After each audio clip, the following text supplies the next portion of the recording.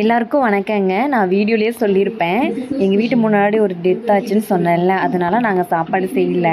அதனால் இன்றைக்கி சோம்பேறியான நாளாக தான் இந்த நாள் போச்சு.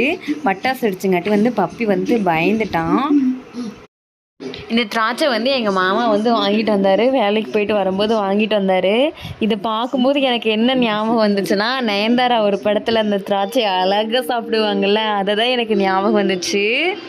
ஆதிரா குட்டி பாப்பா இருக்குல்ல, அவள் திராட்சையை பார்த்துட்டு திரானே சொல்லிட்டு இருந்துச்சு. நல்லா சாப்பிட்டா. இது எங்கள் மாமா அன்னைக்கு நாங்கள் சாப்பாடு செய்யல, அதனால ஹோட்டலில் இட்லி வாங்கிட்டு வந்துட்டாரு. அதனால நாங்கள் இட்லி தான் சாப்பிட்டோம். காலையிலேயே இட்லி தான், தோசை வாங்கிட்டு வந்தார், அதுவும் சாப்பிட்டோம். மதியம் இதுதான் லஞ்சே எங்களுக்கு இதுதான். சரி, காலையில் மதியம் சாப்பாடு செய்யலை அப்படின்னு சொல்லிட்டு நாங்கள் ஈவினிங் சாப்பாடு செய்கிறதுக்கு நாங்கள் ரெடி பண்ணிட்டோம். பாத்திரம்லாம் விளக்கிட்டு இருந்தேன். தன்னைப்பாலெலாம் சிரிக்கலைங்க, ஃபோன் பேசிகிட்டு இருந்தேன். எங்கள் வீட்டுக்கு தான் ஃபோன் பேசிகிட்டு இருந்தேன். அதனால தான் பேசிவிட்டு சரி விளக்கிடலாம் அப்படின்னு சொல்லிட்டு. பெண்களுக்குலாம் ஒரு பவர் இருக்குது. ஃபோன் எடுத்து காதில் வச்சாவே அந்த வேலை சீக்கிரம் ஆகிடும். நானே ஃபீல் பண்ணியிருக்கேன். நிறைய ரீல்ஸில் பார்த்துருக்குறேன். அதை நான் ஃபீல் பண்ணியிருக்கிறேன். நிறைய டைம் நான் ஃபீல் பண்ணியிருக்கேன். இப்போ என்ன பண்ண போகிறேன்னா, காலையிலும் சாப்பாடு செய்யலை, மதியம் சாப்பாடு செய்யலை, ஹோட்டல் சாப்பாடே சாப்பிட்டோம். அதுக்கு பிறகு நாங்கள் சரி இதுவே சாப்பிட முடியாது, எங்கள் வீட்டுக்கும் பிடிக்காது, எனக்கும் பிடிக்காது. ஏன்னா அதை சாப்பிட்டாவே வயிறு நம்பின மாதிரியே தெரியாது, வயிறு அலற மாதிரி இருக்கும். நாக்கே செத்து போன மாதிரி ஆயிடுச்சு. அந்த அன்றைக்கி நைட்டு தான் தட்டைக்கொட்டை குழம்பு வச்சோம் தான். ஈவினிங்க்கு தான் ரெடி பண்ணிகிட்ருக்கேன். அதனால தான் பாத்திரம்லாம் விளக்கிட்டுருக்கேன். அதனால் தட்டைக்கொட்டை குழம்பு வச்சு சாப்பிட்டங்காட்டி தான் சூப்பராக இருந்துச்சு. வயிறே நம்பின மாதிரி இருந்துச்சு. எப்போவுமே வீட்டு சாப்பாடு தான் பெஸ்ட்டு, என்னை பொறுத்த வரைக்கும் நான் சொல்லுவேன். அப்புறம் எப்பயும் போல தான் கூட்டி பெருக்கிறது தான் நம்ம வேலை. கூட்டி பெருக்க ஆரம்பிச்சிட்டேன். விறுவிறுன்னு கூட்டி பெருக்க ஆரம்பிச்சிட்டேன். எப்படி தான் இந்த வீடை கூட்டினாலும் அந்த அப்படியே தான் இருக்குது. என்ன பண்ணுறதுனே தெரியல. கூட்டி விட்டுட்டு கொஞ்சம் நேரம் அந்த அன்னைக்கு ஈவினிங் கூட்டுறேன்னா அப்போ மட்டும் நீட்டாக இருக்குது. மீதி நேரம் பார்த்தா எப்படி வீடை பார்க்குறதுக்கு இதாக தான் இருக்குது. சரி, நம்மளால் முடிஞ்ச அளவுக்கு இது பண்ணிடலான்னு சொல்லிட்டு க்ளீன் பண்ணி வச்சுருவேன் எப்போவுமே. நான் வச்சுருக்க சீமாரை பார்த்தாக்குது சிரிக்காதீங்க. ஏன்னா அத்தை இருந்தால் தான் சீமாரெலாம் வாங்கி தருவாங்க. நான் எந்த பொருளுமே வந்ததுலேருந்து நான் எந்த பொருளுமே வாங்கினதில்லை. ஏன்னா பார்த்து வாங்கணும் அப்படின்னு சொல்லிட்டு நான் வாங்கவே மாட்டேன். அதிசயமும் ஒரு டைம் இப்போ தான் பக்கமாக ரீசெண்டாக துணிக்கு சோப் பவுடரும் அது வாங்கி வச்சேன். சரி இல்லை அப்படின்னு சொல்லிட்டு அது கூட நான் வாங்க மாட்டேன்.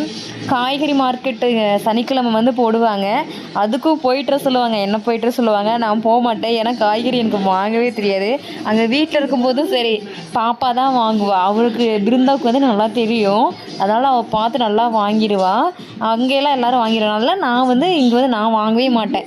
ஏன்னா எங்கள் பெரிய மாமாவே போயிட்டு வந்துடுவாரா, அதனால் நான் வாங்கவே மாட்டேன். இது எதுக்கு நான் சொல்ல வந்தேன்னா, சீமார் வாங்குறவங்க வந்தாங்க, நான் வாங்கலை. அதை தான் நான் சொல்ல வந்தேன். அதுக்கு பிறகு நான் வாசல்லாம் கூட்டி விட்டுட்டு தண்ணி தெளித்து விட்டுருவேன். வீடு கூட்டணும், பாத்திரம் விளக்கணும். அது அந்த சிங்க்கு கழுவிட்டு அந்த இதெல்லாம் துடைச்சிட்டு ஈவினிங் டைமில் மட்டும் நான் வாசலுக்கு தண்ணி தெளித்து விட்டுருவேன். அப்படி தெளித்து விட்டால் தான் எனக்கு சாட்டிஸ்ஃபேக்ஷனாகவே இருக்கும். வீடு பார்க்குறது கொஞ்ச நேரம் நீட்டாக இருக்கும். அதனால் நான் அப்படி செய்வேன். இந்த பின்னாடி தெரிகிற வாழை மரத்துக்கு 1 வருஷம் 3 மாதம் ஆயிடுச்சுங்க. ஏன்னு சொல்கிறேன்னா அப்படின்னா, இந்த வாழை மரம் ஃபஸ்ட்டு விட்டுருந்தாங்களாமா. அது தார் போட்டிருந்துச்சாமா. அதுக்கு பிறகு மண் கொட்டினதுனால டிராக்டர் இடித்து வாழை மரம் சார்ந்துடுச்சு. அதனால் ஒரே ஒரு இடக்கண் மட்டும் தான் விட்டுருக்காங்க. அது எங்கள் கல்யாணத்துக்கு முன்னாடி 3 months முன்னாடி. அது இப்போ 8 months தான் ஆகுது. நல்லா வளர்ந்து பொலன்னு நிற்குதுங்க. மாரியம்மன் ஃபங்க்ஷன் போச்சுன்னா அதுக்கு நாங்கள் வாழைப்பழம் கடையில் வாங்கவே இல்லை.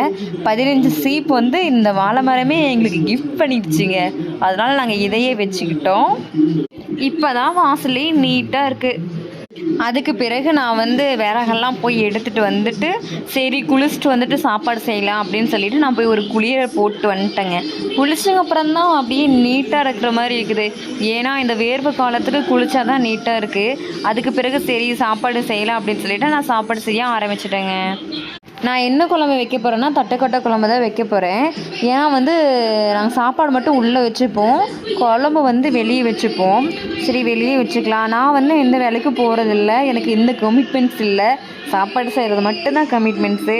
சரி அப்படின்னு சொல்லிவிட்டு நான் வெளியே செஞ்சுப்பேன். நான் தலையில் வச்சுருக்க பூ வந்து அந்த செடி பூ தான். நான் போய் பொறிச்சிட்ருப்பேன் பாருங்கள், அந்த செடி பூ தான். பரவாயில்ல, நிறைய பூ வந்து தருது. இப்போ வர வர கொஞ்சம் குறைஞ்சிருச்சு. ஆனால் பூ வந்து நிறையா தான் தருது. அதோட ஸ்மெல்லும் நல்லாயிருக்கு. நான் மேரேஜ் பண்ணி வந்த புதுசில் வந்து அந்த ஊசி மல்லி இருக்குல்ல, அந்த பூ தான் வந்து நிறையா இருக்கணும். ஒரு முழம் ஆகும், ஒரு முழத்துக்கு மேலே ஆகும். நான் எப்போவுமே டெய்லி இந்த வேலையெல்லாம் செஞ்சுட்டு கட்டி கட்டி பொறிச்சு வைப்பேன். இப்போ தான் பாவம் வைக்க ஆரம்பிக்குது போல், அதனால் நான் அதை பொறிச்சிட்டு இருந்தேன். ஆனால் உங்களுக்கு ஒன்று தெரியுமா, எனக்கு வந்து பூ கட்ட தெரியாது. நான் காலில் தான் கட்டுவேன். நானும் இந்த பூ கட்டுறது எவ்வளோ நாள் ட்ரை பண்ணிகிட்டே இருக்கேன். ஆனால் வந்து எனக்கு அந்த பூ கட்டுறதே செட் ஆகவே இல்லை. நான் வந்ததுலேருந்து சரி கட்டலாம் அப்படின்னு சொல்லிட்டு நானும் ட்ரை பண்ணிகிட்டு இருக்கேன். அது என்னவோ தெரியல, அந்த பூ கட்டுறது மட்டும் நமக்கு வரவே மாட்டேங்குது. அதுக்கு பிறகு நான் கால்லேயே தான் கட்டுவேன். எனக்கு கொஞ்சமாக பூ இருக்குமா, அதனால் நான் அதை கால்லேயே தான் கட்டுவேன். ஆனால் எங்கள் அத்தை வந்து பூ கட்டுவாங்க, நல்லாவே பூ கட்டுவாங்க. ஒவ்வொரு டைம்லாம் அவங்க தான் வந்து எனக்கு பூ கட்டியெல்லாம் வச்சு விட்டுருக்காங்க. அதெல்லாம் எனக்கு ரொம்ப பிடிக்கும்.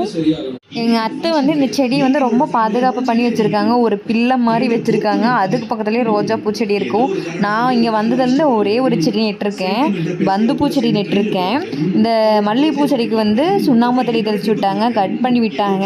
அதுக்கு பிறகு அதை சுற்றி வந்து முள் வச்சுருக்காங்க. முள் எதுக்குன்னு கேட்டிங்கன்னா, ஆடு வந்து கடிச்சு தின்றும் அப்படின்னு சொல்லிட்டு தான் வச்சுருக்காங்க. ரொம்ப ரொம்ப பாதுகாப்பு பண்ணி வச்சுருக்கோம். பக்கத்துலேயே மீன் தொட்டி இருக்கும். ஒரே ஒரு மீன் மட்டும் தான் இருக்கும். இன்னொரு மீன் கொண்டாந்து விட்டோம். அவன் வந்து இவன் வந்து அவனை துரத்தி விட்டுட்டான். என்ன ரீசன்னு தெரில, இவனுக்கு வந்து அவன் இருக்கிறது பிடிக்கல போல், அதனால் துரத்தி விட்டுட்டான். அது வந்து இறந்து போச்சு. இது ஒரு மீன் மட்டும் அப்படியே சேஃபாக பாதுகாப்பாக இருக்கிறான். இந்த இடம் வந்து அவனுக்கு செட் ஆகிச்சாட்டக்குது. இது வந்து ஆதிரா குட்டி தான். அவளை பார்க்கும்போதே ஒரு மனசுக்குள்ள ஒரு சந்தோஷமாக இருக்கும். அவள் கூட தான் நான் பேசிகிட்டு இருந்தேன். இங்கே தண்ணி தொட்டி இருக்கும், டேங் மேலே தான் அவன் வந்து உட்காந்துட்டு இருந்தா. இங்கே பாருங்க, இங்கே வந்து உட்காந்துட்டா அப்படின்னு சொல்லிட்டு அவள் விழமாட்டா குட்டி அப்படிங்கிற மாதிரிலாம் சொல்லிட்டு இருந்தாங்க. நான் வந்து அவளை பார்த்துட்டே சிரிச்சுட்டே உட்காந்துட்டு இருந்தேன். அதுக்கு பிறகு நாங்கள் பொறிச்சிட்டு இருந்த மல்லிகை பூ தான் கட்டலான்னு சொல்லிட்டு நாங்கள் கட்டிகிட்டு இருந்தோம். லைக் பண்ணுங்கள், ஷேர் பண்ணுங்கள், சப்ஸ்கிரைப் பண்ணுங்கள். இன்னொரு விளக்கில் பார்க்கலாம். பாய், தேங்க்யூ ஸோ மச்.